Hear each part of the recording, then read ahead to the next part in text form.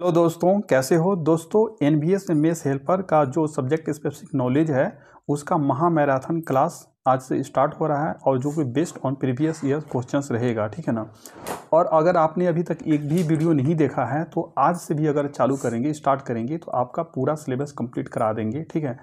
आपका total 5 to 6 video आएगा, 5 to 6 video आएगा और 5 to 6 वीडियो में पूरा कंप्लीट हो जाएगा, ठीक है। और अगर उसके बाद एमसीक्यू क्वेश्चंस भी लाएंगे, ठीक है ना। तो पहले जो मैंने वीडियो लाया था तो वो तो ठीक है, वो अगर आपने देख लिया तो अच्छी बात है, वहाँ से आपका पूरा सिलेबस लगभग कवर हो गया है। लेकिन अगर आपने अभी तक नहीं देखा है, ठीक है ना, तो इस वीडियो को देखें और जिन्होंने देखा है वो भी देखें। क्योंकि इससे एक आपका रिवीजन हो जाएगा और इसमें कुछ नए क्वेश्चंस भी रहेंगे, ठीक है ना। क्योंकि मैंने नए स्टडी मटेरियल कहीं से जुगाड़ किया है, ठीक है ना, कहीं से, तो वहाँ से मैंने आपको पढ़ाऊँगा। आपका पूरा सिलेबस 5 to 6 वीडियो में कंप्लीट हो जाएगा, ठीक है ना।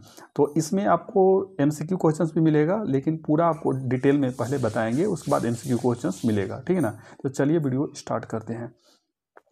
तो आप ये देख सकते हैं कि भोजन तथा उसके तत्व के बारे में यह पूरा आपको डिटेल से बताएंगे।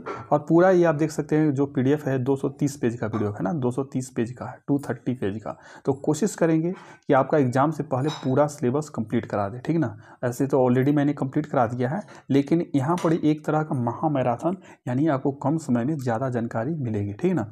तो यहाँ पर आप देख सकते हैं कि यह चैप्टर स्टार्ट करते हैं। तो भोजन तथा उसके पोषक तत्व, जो फूड है एंड उसके जो न्यूट्रिएंट्स हैं उसके बारे में पहले जानते हैं कि भोजन तथा स्वास्थ्य जीवन में इसका महत्व। भोजन है तो हमारे शरीर में हेल्दी बनाए रखने के लिए, हमारे शरीर को हेल्दी बनाए रखने के लिए ज़रूरत होता है, ठीक ना।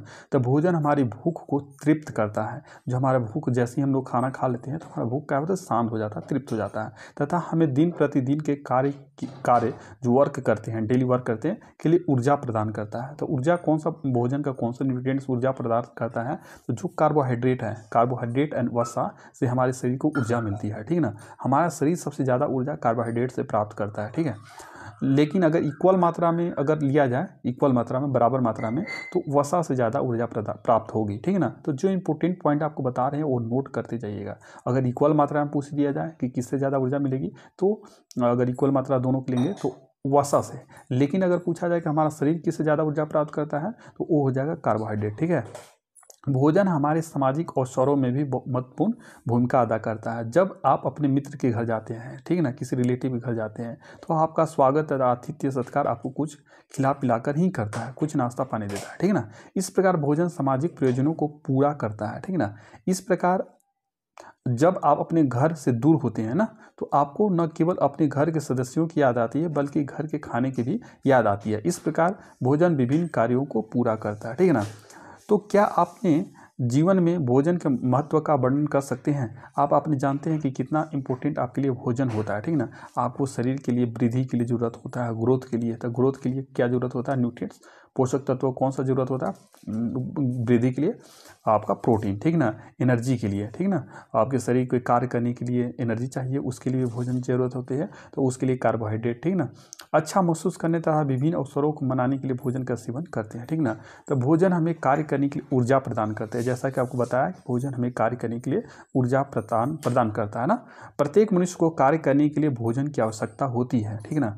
जो भी हम आपको इम्पोर्टेंट बताएंगे उसका आप नोट कर लीजिएगा, ठीक है ना। हमें चलने फिरने, घर के भीतर तथा बाहर कार्य करने तथा अन्य गतिविधियां करने के लिए भोजन की आवश्यकता होती है, ठीक ना। तो जो भी हम लोग कार्य करते हैं उसके लिए ऊर्जा की जरूरत पड़ती है। वो ऊर्जा कहाँ से मिलता है? भोजन से मिलता है। अब भोजन में जो कार्बोहाइड्रेट रहते हैं वहाँ से हमको ऊर्जा मिलती है, ठीक ना। वसा से भी मिलती है, लेकिन हम लोग ज़्यादा ऊर्जा कार्बोहाइड्रेट से लेते हैं। भोजन से ऊतकों के विकास, जो टिश्यू होते हैं ना, तो ऊतकों के विकास और उसके निर्माण में भी मदद मिलती है। एक छोटा बच्चा धीरे धीरे वयस्क होता है ना, जैसे जैसे ग्रो करता है। क्या आप हमारे शरीर के विकास तथा हमारे द्वारा खाए गए भोजन के बीच के आपसी संबंध के बारे में जानते हैं? तो अगर आपको पता है तो ठीक है। हमारे शरीर हजारों छोटी छोटी कोशिकाओं से बना होता है। हमारा शरीर किससे बनता है? कोशिका से बना होता है। कोशिका की इंग्लिश में सेल बोलते हैं ना, तो कोशिका से बना होता है। शरीर को विकसित होने के लिए नई कोशिकाओं की आवश्यकता होती है, ठीक है ना। अगर ग्रो करेगा तो नया सेल डेवलप होंगे और इन नई कोशिकाओं के निर्माण के लिए ही हमें भोजन की आवश्यकता होती है। तो भोजन में जो प्रोटीन होता है वह शरीर में सेल्स, ऊतक, इसके निर्माण के लिए रिस्पॉन्सिबल होते हैं। शारीरिक विकास के अतिरिक्त ना, जहाँ भी अगर विकास अगर पूछा जाए कि शरीर के ग्रोथ के लिए किसकी आवश्यकता होगी, तो प्रोटीन की ना। शारीरिक विकास के अतिरिक्त नई कोशिकाओं की आवश्यकता मृत तथा क्षतिग्रस्त कोशिकाओं को प्रतिस्थापित करने के लिए भी होती है। इसलिए भोजन न केवल ऊतकों के विकास में सहयोग करता है बल्कि उनके पुनर्निर्माण ना में भी सहायक होता है। भोजन रोगों से लड़ने के लिए शक्ति प्रदान करता है। भोजन में जो विटामिन होते हैं और जो मिनरल्स होते हैं, विटामिन खनिज लवण होते हैं, वो हमें जो क्या कहते हैं, रोगों से लड़ने की शक्ति प्रदान करते हैं ना। हम सदैव अनेक ये सारी चीज़ें ठीक है। तो भोजन शरीर की क्रियाओं को सामान्य बनाए रखने में भी सहायक होता है। भोजन क्या करता है, शरीर की जो क्रियाएं होती है, एक्टिविटी होती है, उसको सामान्य बनाए रखने में मदद करता है। ठीक है, तो चलिए आगे कुछ। भोजन हमारी भूख को तृप्त करता है। जब भी हम लोग खाना खा लेते हैं तो हमारा जो भूख लगा रहता है वो शांत हो जाता है ना। हम अपनी भूख को तृप्त करने के लिए भोजन करते हैं। भोजन हमें मानसिक तथा मनोवैज्ञानिक संतुष्टि भी प्रदान करता है। अब अगर आप सोचे होंगे कि कभी 1 या 2 दिन भूखे रह जाते हैं तो उसके बाद आपकी हालत कैसी हो जाती है, ठीक है ना। बहुत बुरी हालत होता है, आपको लगता है कि कहीं से खाना मिल जाए हम खा लें, ठीक है ना। तो भोजन हमारी भूख को क्या करता है, तृप्त करता है ना। उसके अलावा भोजन, सामाजिक समारोह, ये सारी चीज़ें आपके लिए इम्पोर्टेंट नहीं है, तो ये सारी चीज़ें छोड़ देना। पोषण तथा पोषक तत्व, जो पोषण होते हैं, न्यूट्रिशन होते हैं ना, न्यूट्रिशन और न्यूट्रिएंट, ठीक ना। तो इसके बारे में जानते हैं। इसके तो क्या आपने कभी सोचा है कि भोजन का क्या होता है जब हम खाते हैं? जब हम भोजन खाते हैं तो उसका होता क्या है? हमें भोजन से ऊर्जा किस प्रकार प्राप्त होती है, किस प्रकार, क्या प्रोसेस है? उसका डाइजेशन होता है, उसके बाद में ऊर्जा प्राप्त होती है, उसका पाचन होता है। तो अब हम भोजन तथा उसके कार्यों से संबंधित विज्ञान की चर्चा करेंगे। हम पोषण, जो पोषण होता है, एक तो पोषण और एक पोषक तत्व, ठीक है ना, दोनों अलग अलग चीज़ है।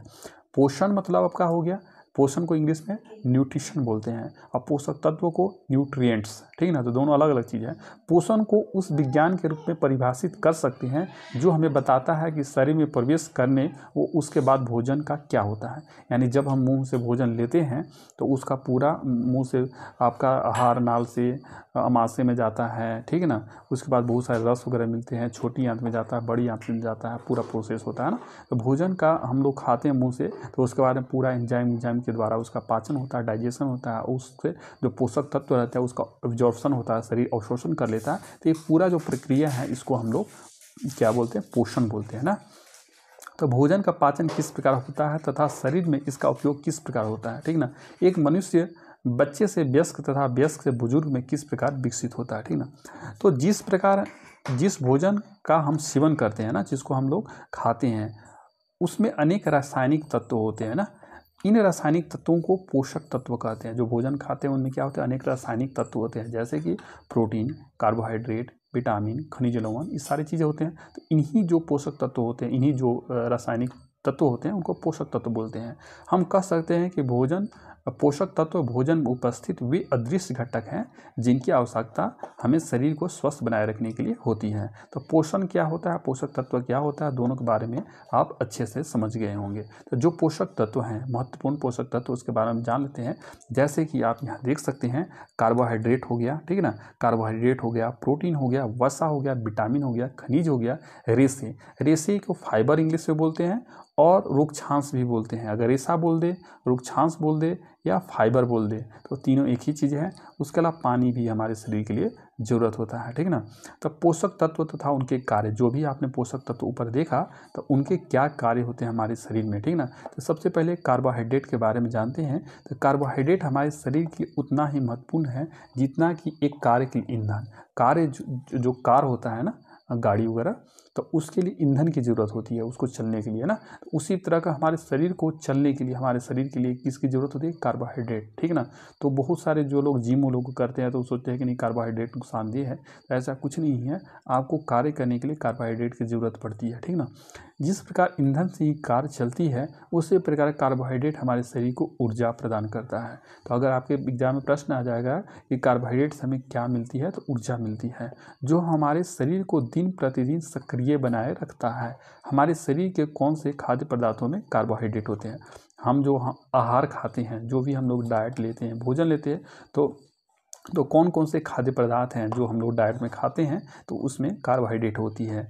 जी हाँ, जो आलू, चावल तथा मिठाई, आदि खाद्य पदार्थों में कार्बोहाइड्रेट होते हैं, जैसे आलू हो गया, चावल हो गया, गेहूं हो गया, ठीक है ना, मिठाई हो गया ना। भोज्य शर्करा तथा स्टार्च में दो प्रकार के कार्बोहाइड्रेट्स हैं। भोजन में शर्करा और स्टार्च, ये क्या होते हैं, ये कार्बोहाइड्रेट के प्रकार हैं ना, कार्बोहाइड्रेट के प्रकार हैं स्टार्च एंड शर्करा, ठीक है। तो अब देखते हैं कि जो शर्करा होता है यानी शुगर, तो शर्करा को साधारणतः कार्बोहाइड्रेट भी बोला जाता है ना। फल, शहद तथा चीनी शर्करा के महत्वपूर्ण स्रोत हैं। तो शर्करा होती है ना, तो उसके महत्वपूर्ण स्रोत कहाँ से, क्या हो गया, फल हो गया, फ्रूट्स हो गया, शहद, हनी और चीनी, ठीक है ना, ये शर्करा के महत्वपूर्ण स्रोत हैं। उसके अलावा जो स्टार्च होता है, तो स्टार्च या शर्करा ये दोनों ही कार्बोहाइड्रेट के प्रकार हैं ना, कार्बोहाइड्रेट के प्रकार हैं। तो स्टार्च को जटिल शर्करा भी बोला जाता है, स्टार्च है उसको जटिल शर्करा भी बोला जाता है, ठीक है। तो और जो तो जटिल हो गया, एक तो कॉम्प्लिकेटेड हो गया और एक सिंपल हो गया। तो जो शुगर है तो उससे सिंपल हो गया, और स्टार्च वाला है वो आपको कॉम्प्लेक्स यानी जटिल शर्करा हो गया ना। तो पौधे स्टार्च के रूप में ऊर्जा एकत्र करते हैं। जब हम स्टार्च युक्त पौधा उत्पादों का सेवन करते हैं तो हमारा पाचन तंत्र इस स्टार्च को ग्लूकोज में विखंडित करता है ना।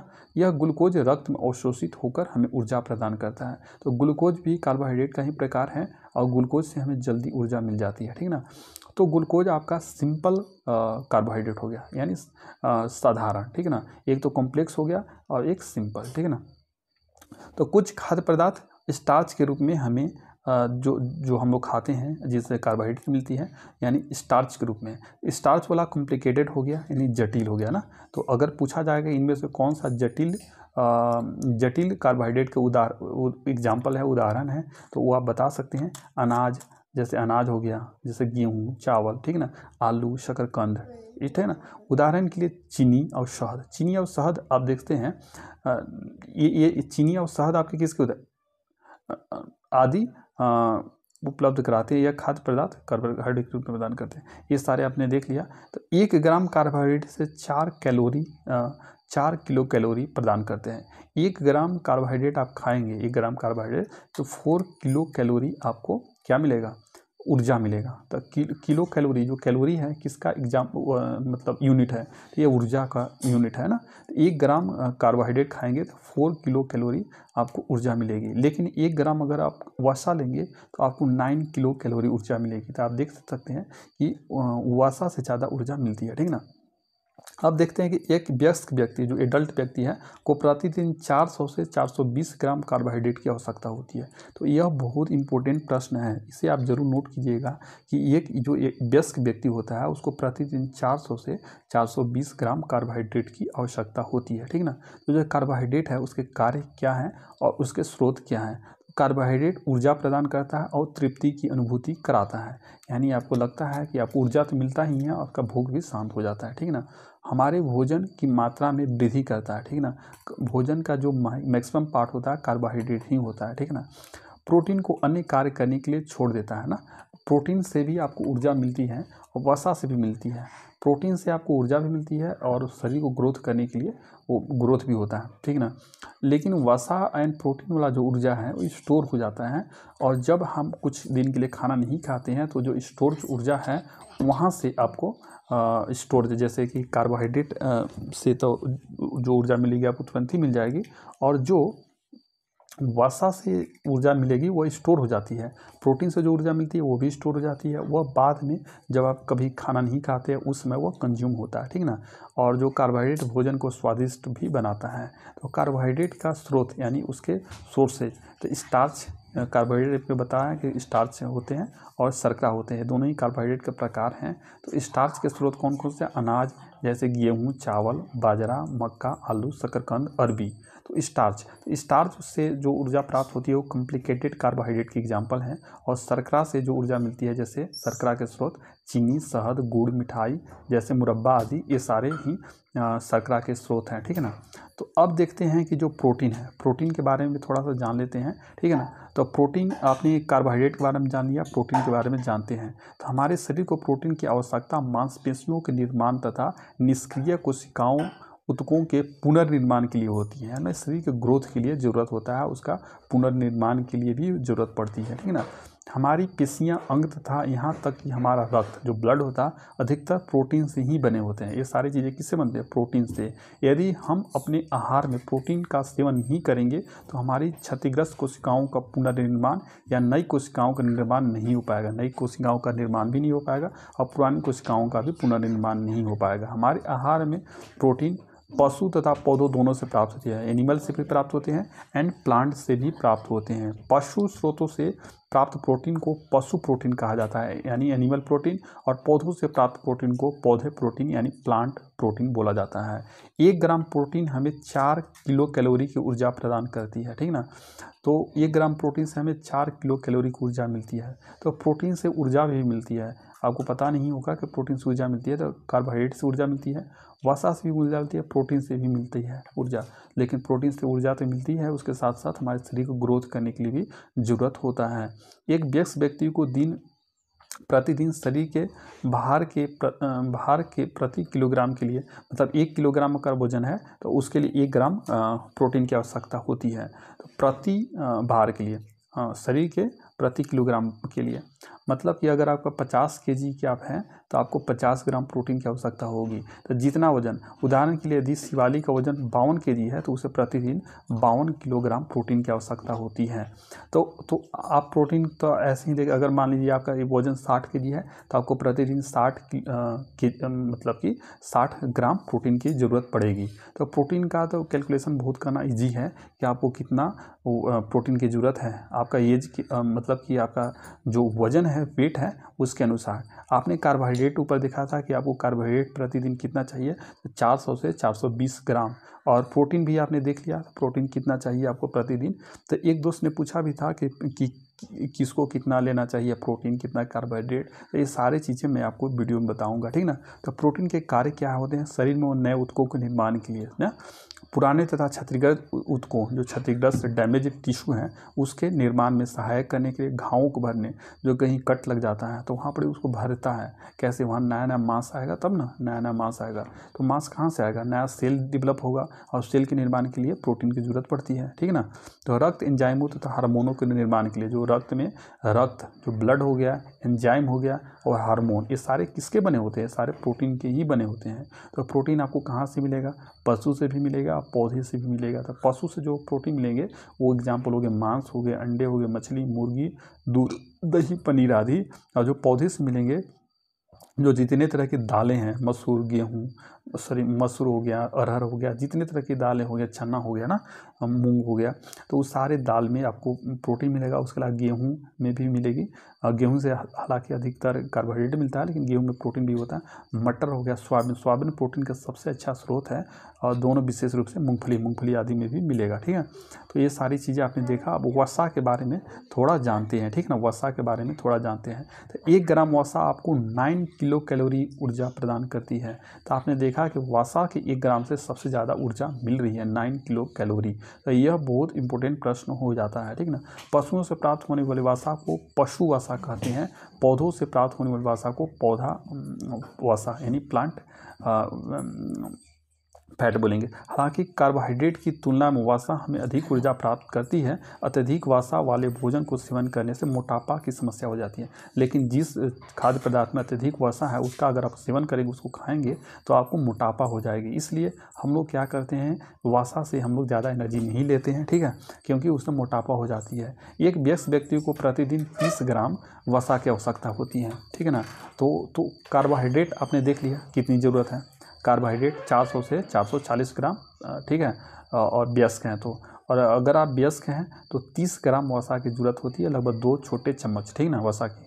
उसके अलावा आपने देखा कि जो प्रोटीन है, कि प्रोटीन की कितनी ज़रूरत, जितना आपका केजी वेट, आप मान लीजिए 50 केजी के हैं तो 50 ग्राम आपको ज़रूरत पड़ेगी प्रोटीन, ठीक ना। आप जानते हैं कि चॉकलेट, बिस्कुट, पकौड़े तथा पेस्ट्री आदि में भी वसा होती है, ठीक ना। तो वसा के कार्य क्या होते हैं? तो ऊर्जा प्रदान करता है। वसा ऊर्जा के सांद्रित स्रोत है ना, सैचुरेटेड, ठीक है ना। यह हमारे शरीर को गर्म रखता है, यह हमारे शरीर को क्या करता है, गर्म रखता है, ठीक है ना। तो वसा से ऊर्जा, मतलब कम वसा से खाएंगे, मतलब कि 1 ग्राम खाएंगे तो 9 किलो कैलोरी ऊर्जा मिल जाएगी, ठीक है ना। तो इससे ज़्यादा ऊर्जा मिलती है। ये हमारे शरीर को गर्म रखती है, ठीक है ना। यह वसा में घुलनशील विटामिन जैसे ई, डी, ई तथा के उपयोग में सहायक होती है, क्योंकि कुछ विटामिन जैसे विटामिन ए, डी, ई तथा विटामिन के है वसा में घुलनशील होते हैं, और विटामिन बी एंड सी जल में घुलनशील होते हैं। तो जो विटामिन वसा में घुलनशील होते हैं उसमें घुल जाएगा और उसके बाद हम आपके शरीर में एब्जॉर्ब होगा, ठीक है ना। ये हमारे शरीर को नाजुक अंगों, जैसे जो नाजुक अंग है जैसे हृदय, लीवर आदि शरीर के कंकाल तथा मांसपेशियों को सुरक्षा प्रदान करता है। भोजन को स्वादिष्ट भी बनाता है, ठीक ना। भोजन स्वादिष्ट भी होता है, ठीक ना।